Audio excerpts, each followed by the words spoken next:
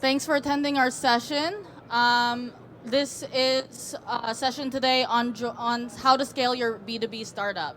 And so hello. This is going to be a 200 level talk on different methods and best practices to consider when scaling your business. And so for a quick round of intros, I'm Christine Sampson. I'm a solutions architect based out of New York City.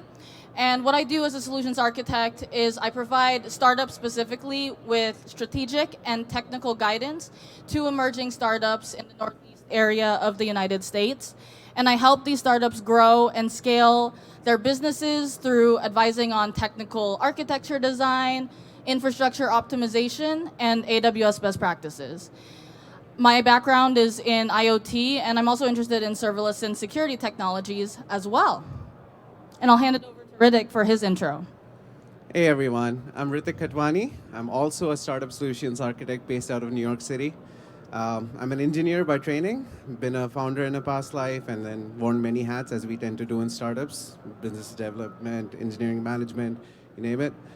And I have a focus area in software as a service products and how you build them and deploy them on AWS. Thanks, Riddick. And so here's a snapshot of our agenda in this session. In the first half, we'll go through technical methods to solve your scaling challenges. And then in the latter half, we'll dive into how your business can partner with AWS to scale.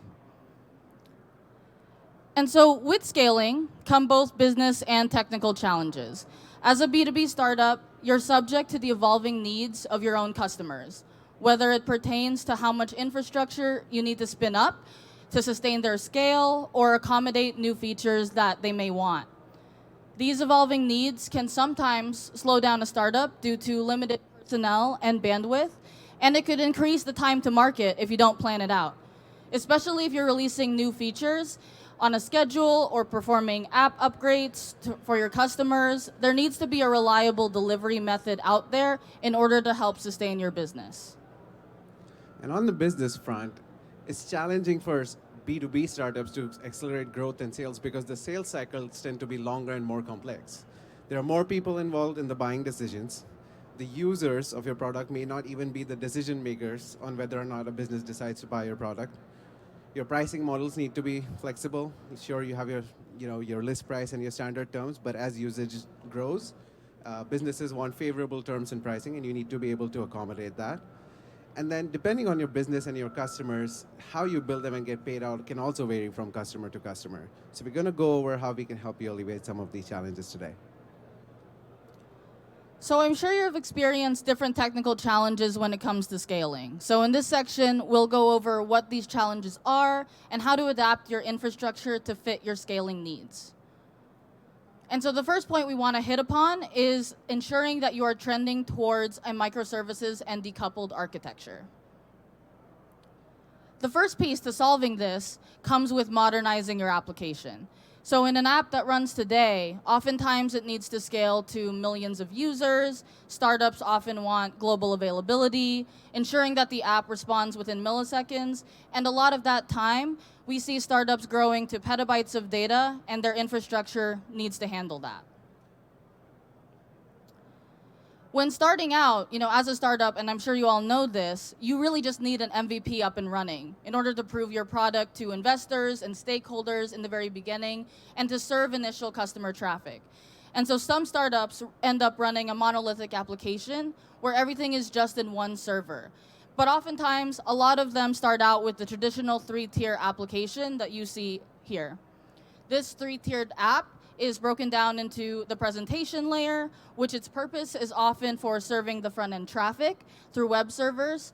The business logic tier, where the application servers reside. So for example, if we take Amazon.com as an example, this is where the code works to add a payment method or add an item to your cart. And finally, the data layer that consists of database servers in order to store the data. When we transition to a modern application architecture, that 3-tiered layer is still prevalent, but we can start to break parts of the business logic and even the data down into different microservices, which you can think of as more parts in an application. So for instance, the code on the back end to run the Amazon.com e-commerce website Instead of having all that code live in one server, we want to break it down so that the code lives in different servers or in different places. This increases fault tolerance and the availability of the application, since it's not dependent on only one server to keep things up and running. We also want to move towards an event-driven architecture. So, for example, this could be putting objects into a simple storage service or S3 bucket that triggers an AWS Lambda function in order to keep the workflow going. This can help with even more with decoupling the architecture itself, and can also help enhance the scale and reduce costs, as the one server that used to need to run everything, need to run the whole code, doesn't need to be duplicated in its entirety in order to serve your customer base. As a startup, you should look to integrating everything into an API, especially if you're B2B, so that the offering of a product and platform is easier to consume by your own users. As many of you know, AWS has a lot of services and features out there. So part of these services are tools that you should know about in order to help scale your team, especially within the DevOps department. The pipeline and structure of the DevOps team is often overlooked because we see startups wanting to scale quickly and rapidly, and oftentimes we see startups being a one-person team and they're understaffed. So by using these tools, you can help scale that one person or that small team that does DevOps for your startup and automate a lot of that functionality needed that goes along with managing and maintaining a DevOps team.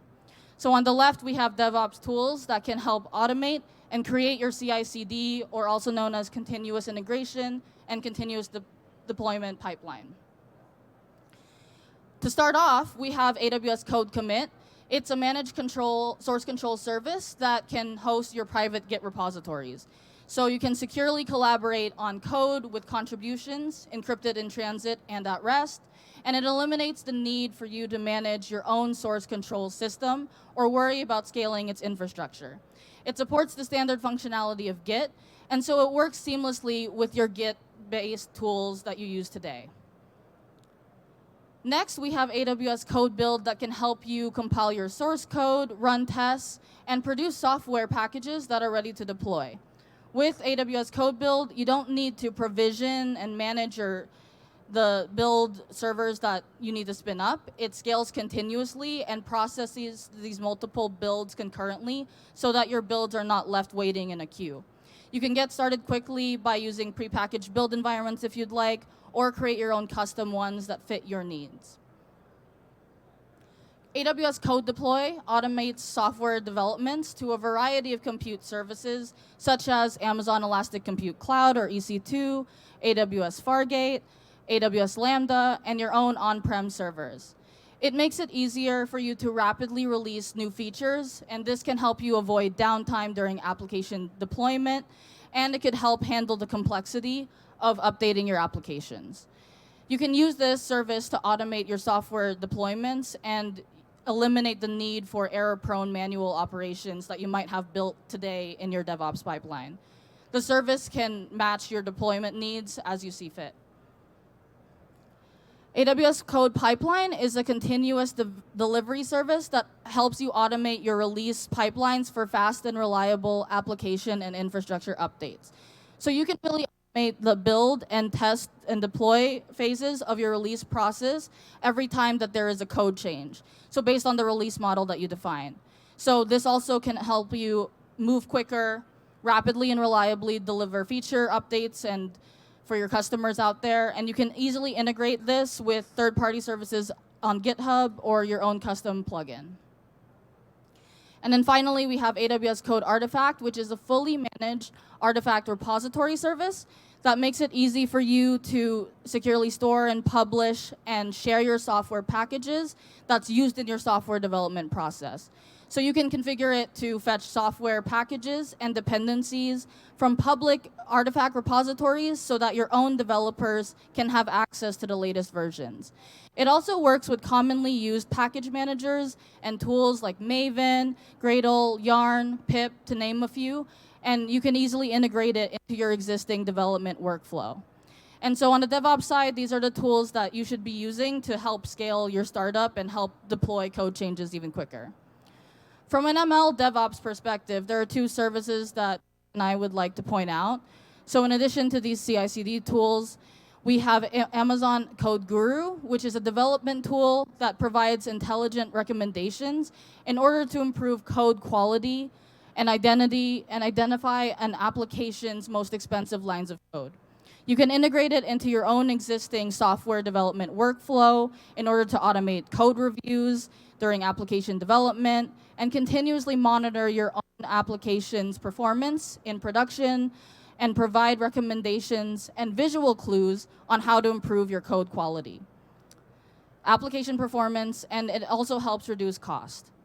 We have two things within Code Guru that we'd like to point out. There's something called Code Guru Reviewer that uses ML and automated reasoning to identify these critical issues, security vulnerabilities, and hard-to-find bugs during application development and provides recommendations on how to improve code quality.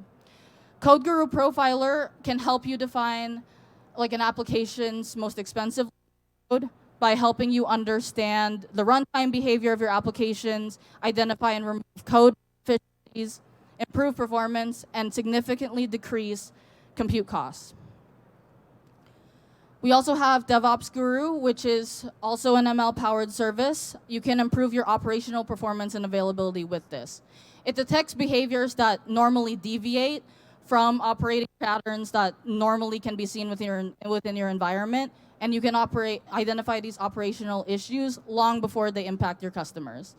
So it uses machine learning models informed by years of Amazon.com and AWS operational excellence to identify anomalous application behavior. So for example, increased latency, error rates, resource constraints, etc., and surface critical issues that cause potential damage or service disruptions in your environment. And so when DevOps Guru identifies a critical issue, it will automatically send an alert and provide that summary of related anomalies that you see, the likely root cause, and context about when and where the issue occurred. When possible, this service also provides recommendations on how to remediate this issue as well. And finally, for programming tools, we just went over machine learning that can help scale your B2B startup. For programming tools, definitely develop and interact with AWS services using the AWS CLI or command line interface, our various SDKs in different programming languages, such as C, Python, and Java that we offer, or use Cloud9 as your integrated development environment or IDE. So we just talked about different tools on how to scale your DevOps team, especially considering if you have a small team or you have a one-person team running the DevOps show. Next, we will discuss how to make your environment easily deployable and repeatable in case you need to spin up a similar environment in a different AWS account, region for global availability, or disaster recovery. Infrastructure as code enables you to have easy, repeatable deployments of what you've built in AWS. So it can really function as a single source of truth for your infrastructure. You can repurpose it as you see fit and make updates to it, or you can replicate it for testing purposes or for changes. You can also redeploy it into multiple regions or accounts if you need to. So for example, if you need it to for disaster recovery purposes, or if you have a need to be secure and compliant with some certification to serve your customers in different regions, or even when you're moving something from a production account to test or vice versa. Using infrastructure as code allows you to have a better handle on control versioning of different versions of the infrastructure template. So this template will then spin up stacks that contain a collection of AWS resources that you can manage as a single unit. It also offers you the flexibility to not only update the different control versions of the template, but you can also pick and choose from different stacks as well. If an update doesn't work, you can roll back to previous versions of it to a working state, and so you can redeploy again. It's also important to pair this up with the CI/CD and DevOps tools that I went over earlier in order to help automate and make the lives of your programmers and DevOps engineers easier. We're going to go over some tools that can help you do this, specifically within AWS. And so AWS CloudFormation is a simplified way that can let you create, provision, and manage AWS and third-party resources by treating the infrastructure as code. You can then manage this infrastructure with DevOps, automate, test, and deploy these infrastructure updates with CI/CD automations. You can also scale application stacks, so you can run anything from a single EC2 instance all the way up to a complex multi-region application, depending on your needs. Version control is also embedded into CloudFormation, and you can use this service via the console, the CLI, or the AWS API. It uses JSON and YAML on the backend for infrastructure as code templates. And so once you create that template, CloudFormation will then translate it to an API request and form a stack of resources that will make up your infrastructure. The AWS Cloud Development Kit, or AWS CDK, is an open source software development framework that can help you define your application cloud resources using familiar programming languages. So AWS CDK uses the familiarity and expressive power of programming languages for modeling your applications. So for instance, you can use Python and TypeScript if you're familiar with that. Then it will provision your resources in a safe, repeatable manner using CloudFormation on the back end. And it can also enable you to compose and share your own custom constructs that incorporate your organization's requirements, helping you to start new projects faster. It goes from stacks and constructs, i.e. source code. It'll execute it to the command line interface. It'll synthesize the templates and assets for Cloud Assembly. It will then deploy it to a CloudFormation template, and then that's how you can provision cloud resources using the CDK. And finally, we have AWS Serverless Application Model, or AWS SAM. A serverless application is not only a Lambda function. A lot of startups that we see today think it's only Lambda functions, but it's a combination of Lambda functions, event sources, and other resources that work together to perform tasks. Note that a serverless application is more than just that. It can include additional resources like an API, a database, and event source mappings.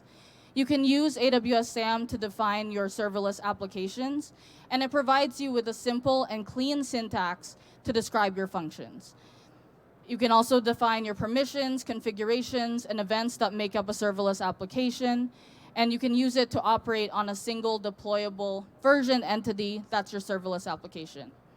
AWS SAM is optimized for serverless. It supports anything that CloudFormation supports. There's local debugging involved, and there's a deep integration with CodeStar tools that I mentioned earlier.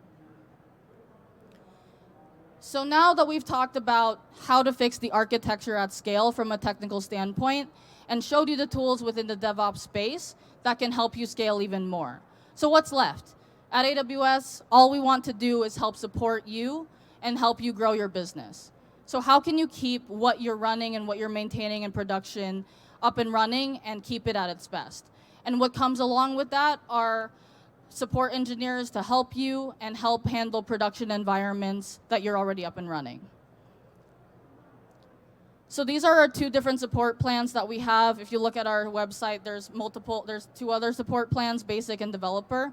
But if you're running a production environment, what Riddick and I recommend to our customers is, at minimum, be on business support. You can think of it as insurance. You don't use it every day, but that doesn't mean you won't need it at one time, right? Werner famously says, if a computer is involved, you can think of it as it's gonna fail. Like something's gonna break. And so you're just preparing for the worst. And in order to do this, have business support.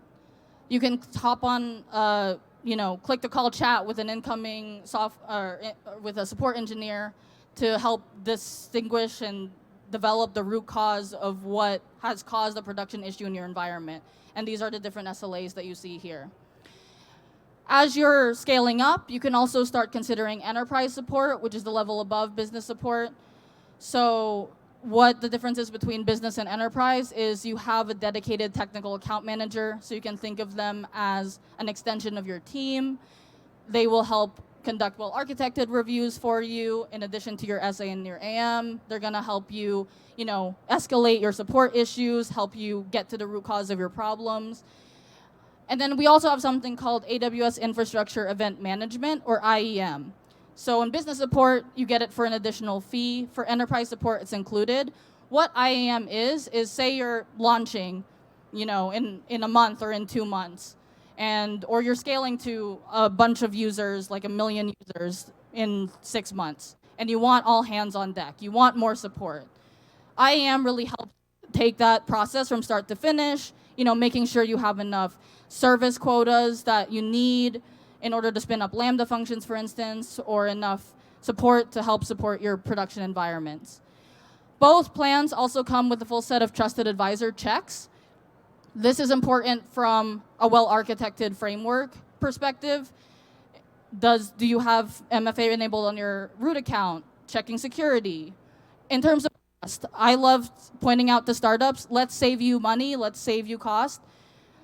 Trusted advisor will include different checks within RDS, relational database service, or EBS, elastic block storage volumes, that can help you identify what idle resources are in your environment.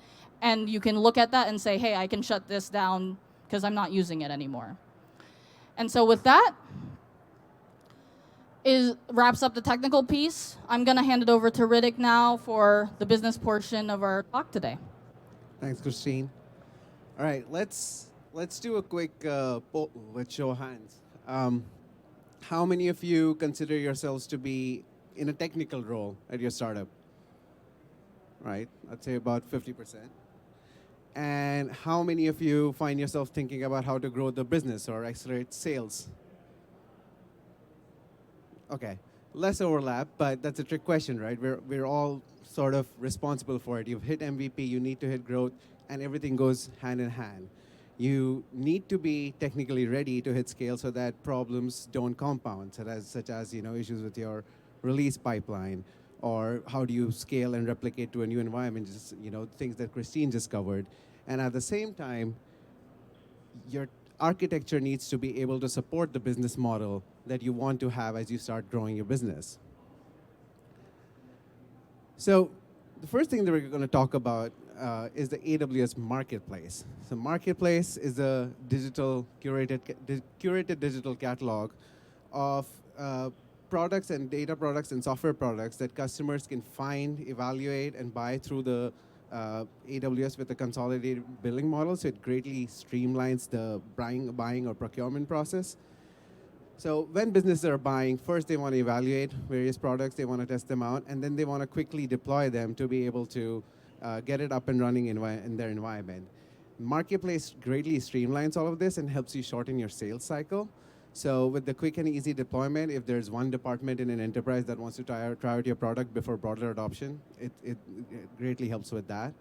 It helps people buy the way they want to buy with flexible consumption and contract models. And it offers consolidated billing, so less POs. The marketplace consists of listings of products of members of the AWS Partner Network. The Partner Network is a global community of partners who leverage AWS to build solutions and services for their customers. And AWS helps these partners build, market, and sell their products with various business and technical support, marketing support, go-to-market help and programs. And as a B2B startup, being part of the APN, you can leverage the various resources available to you to get to the marketplace and get your products out into the hands of your customers. Now, why is this important for a B2B startup? Why should you consider selling on the marketplace? Well, when we say you can sell the way the customers want to buy, Marketplace really helps you with flexible pricing models and delivery models, so you can support a large variety of enterprise and business customers and help them quickly try out and buy your products. The second thing is the reach. As you start out, it's typically a founder-led sales motion. Your investors might introduce you to a few folks. You get in there, you try and get a few deals, but how do you scale that up? So you can use the AWS Marketplace to have a global reach. Reach out to AWS's growing list of customers and grow your customer base. And with the better reach and the more streamlined buying process and a faster sales cycle, it also leads to higher overall profitability, because the more you're able to onboard your customers quickly, it's going to save you costs down the line. The way it works is, you have your typical list price and standard terms. Your product could be a product that runs in a customer's environment, or it could be software as a service, something that you host in your environment, they just consume. And to get started, most people will use a self-service way of consuming. You have your list price and your standard terms. But as usage grows, businesses want favorable pricing in terms. These could be annual contracts, multi-year contracts, and this is where seller private offers come in. So we're all familiar with that 3-column page that we have on our B2B startup for the pricing, is the free, the standard, and then contact us for enterprise pricing. So that's where the seller private offers come in. You can come up with custom price and custom terms for customers who have higher usage, and as they grow and they want to adopt it across the enterprise, you can offer them favorable terms. Similarly, you can scale faster by engaging other APN partners to do this for you. So you can do what's called consulting partner private offers. So you have consulting partners who are part of the APN, and they will work with you to be a sales channel for you. So they can help you with the support and the onboarding, and then they can work to do the private pricing terms, and they can outreach and help you get into more businesses and more enterprises, and opening up a whole new channel for you to be able to scale quickly without having to hire a bigger sales force, for example. Now let's talk about these flexible consumption models. As products start out, when the adoption is just beginning, you've got a new product out in the market, somebody at some business wants to try it out, they'll most probably start out with a free trial, and you can support that through the marketplace. And then initially, when maybe it's one department or they're evaluating something, it can be a pay-as-you-go model. You're charging them for the usage. This could be metered by the second or the hour. This is ideal for net new customers. They're starting to build up their profile. They're evaluating certain advanced features that may not be included in a free tier, and they want to pay as they go. They don't want to commit to something just yet. But as they like their products and they want to commit, you have the option of providing monthly pricing as well as annual and multi-year contracts. And you can also use BYOL or bring your own licenses. So if you already have a product out there and you sold licenses, this is a great way to have the customers be able to use their existing investments and move to the cloud by supporting BYOL on the marketplace. And last but not the least, we just discussed private offers. So private offers would be for your high-value customers. They're going to request custom terms that you can, based on their commitment or the length of their usage or their tenant profile, you can offer them private offers to be able to meet their favorable pricing requirements. At the same time, your delivery model needs to match your business model. So if you start off with the monolith and your product is, quite simple to start off, it can be bundled up into a single instance. You may begin by offering an Amazon machine image, which lets customers quickly spin up an EC2 instance with your product on it. If it's a little more complex, and if we talk about, we go beyond one instance and we're talking about a multi-instance cluster, or there's interaction with other third-party services or other AWS services, you can bundle it all up into a CloudFormation template. And this way, they can do a one-click deploy, and the whole stack will be available in their environment, ready to use as soon as the stack is created. Now, these are both options for when customers want to deploy a product in their environment. If you want to offer software as a service that integrates with other products that they might have, or they just have indirect users who don't care about where this product is running, I just want to use it, you could host it in your environment and offer the software as a service, or it could also be an API, no front end, it's just integrating with other applications. But both of these options are also available and supported through the AWS Marketplace. And in this instance, we'll cover it in a little more detail when we go over the architecture patterns, but the Marketplace greatly simplifies the process of onboarding new customers, as well as billing them and maintaining their subscriptions as they move through the different tiers. You can also offer custom machine learning models that customers can deploy in their SageMaker environments with Amazon SageMaker. And you can offer container products, which customers can spin up in Amazon EKS or ECS and run it on Fargate or on their EC2 instances, depending on how they set up their container environment. So it doesn't necessarily just need to be an AMI. It could be bundled up into a container, which is growing a lot in popularity with a lot of our customers. So let's talk about some of the architecture patterns on how you can support these different delivery models. the one, the option that's most akin to the traditional box software delivery model is the AMI. Like I said, it can be a simple monolith that you bundle up, and an AMI provides all the information that's needed to launch an EC2 instance with your product in the customer's environment. This includes, a template for the root volume. You've got what OS, what application, all the dependencies that need to be on it. It includes the permissions that your instance needs in order to be able to interact with other services, other instances, so that it can also govern what accounts and what regions are allowed to use your product or AMI. And it specifies a block device mapping, so you could have multiple block storage devices mapped to your instance. All of this is bundled up, and with one click, customers can get it up and running in their account. We tend to have more complex products nowadays. You've got multi-instance clusters. You have different services that you interact with, your product interacts with, and you can integrate other AWS services in there as well, apart from just a single instance.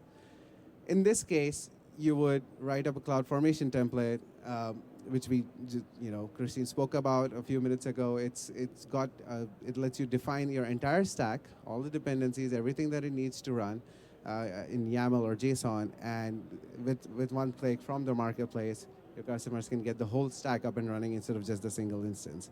So this lets you offer a complete solution implementation, and it can tie into other services as well.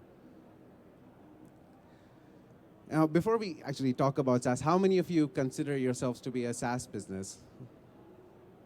Big majority, and that's expected, right? We're moving towards that. It helps you be agile, get features out to your customers faster, and it gives you sort of a competitive advantage if you can get feedback quickly on your product by getting into the hands of all the customers in one go. Now, SaaS architectures differ widely. There's no one-size-fits-all architecture for every SaaS product. You can do multi-tenant applications where same infrastructure is shared by multiple tenants. You can have silos where, depending on your needs, for higher tenant usage profiles, you have separate infrastructure pieces, or for compliance reasons, you have separate infrastructure pieces.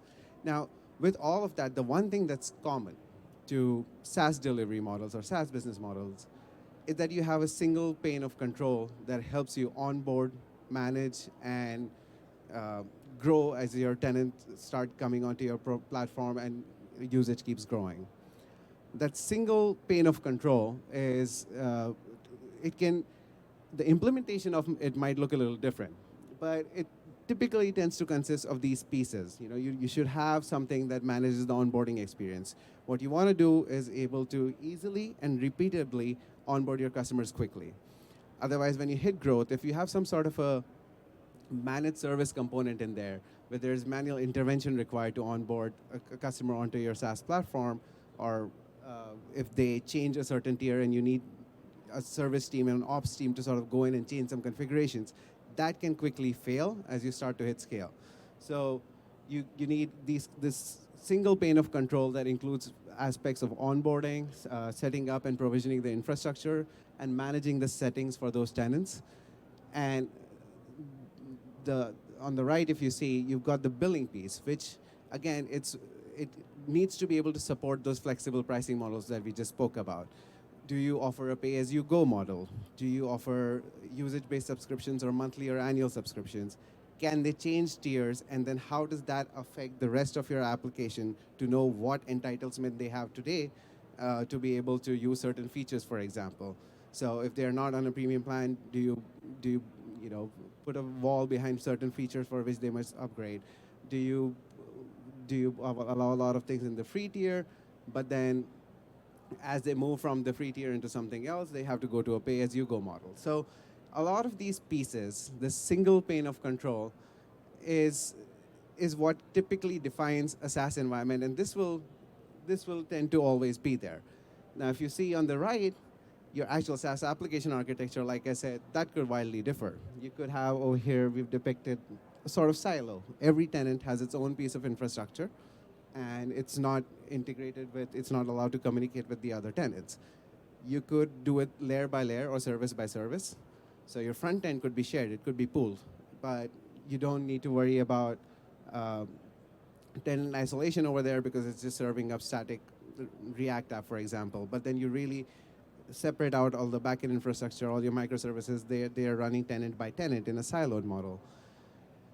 With this architecture, you have a lot of flexibility to be able to host it yourself, allow your customers to register on your website, but then how do you integrate with the marketplace? So the marketplace provides a lot of great APIs that makes this process super simple. You can take this architecture and extend it to integrate with marketplace APIs so you get notified when a new customer signs up for your product through the marketplace. Or they could sign up on your site, and then you can integrate it in the marketplace through an API call. And then it also offers Amazon SNS topics that you can listen to, that you can subscribe to. And these SNS notifications keep you up to date on a customer's changing profile on the marketplace. So if they cancel a subscription, you get notified. If they change the subscription tier, you get notified. So it allows that two-way communication, and you can respond to things as they're changing. And at the same time, the APIs can be integrated into your existing architecture, your existing SaaS flow. So for example, in your onboarding microservice, you can make an API call and figure out what subscription plan they maybe picked when they were onboarding through the marketplace. In your settings microservice, every time they change an option in the settings, you can check what their current entitlements are.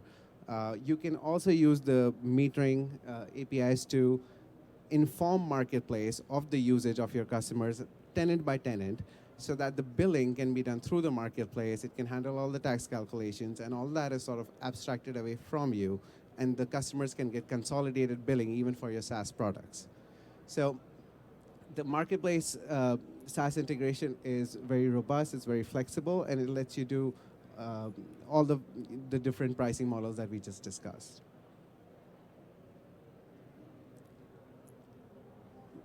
With API products and SaaS products, when we're talking about B2B startups, there's also sometimes need to offer your products in a secure manner if your customer is also on AWS. And you can offer your product through AWS Private Link. And what that ensures is the traffic is never going out to the public internet. There's no public IP addresses. And your enterprise customers can just access your application through a VPC endpoint in their existing VPC. This could be your SaaS application, or it could just be an API product or data product that they are consuming, which may integrate with another SaaS application, for example. So secure endpoints, no public IP addresses, and this really helps in situations where your customers are in an industry that requires stringent compliance requirements for security. You can offer those products through AWS Private Link. So we're now going to look at a couple of customer case studies of startups that have used Marketplace to be able to quickly scale up and grow their business. And the first one that I'm going to talk about is Tackle.io. If you've heard of them, they are themselves a marketplace solution provider, but they use the AWS Marketplace to really speed up their sales cycle. So their direct sales, when you do the baseline, the marketplace deals went through 75% faster. It also helped them reach out to a lot more customers with the global reach that AWS Marketplace offers them. Similarly, we have A-Cloud Guru, completely different startup. They offer online courses. A lot of the people over here are very familiar with them with the AWS certifications. And A-Cloud Guru was able to gain a lot more new opportunities for private offers and for enterprises through the AWS Marketplace very quickly, and that accelerated sales time and the global reach really helped them grow super quickly. With that, I want to thank you for coming to the presentation. If you guys have questions, we'll be right over here if you want to ask and talk about anything in detail. And please fill out the survey if you can. Thank you, everyone.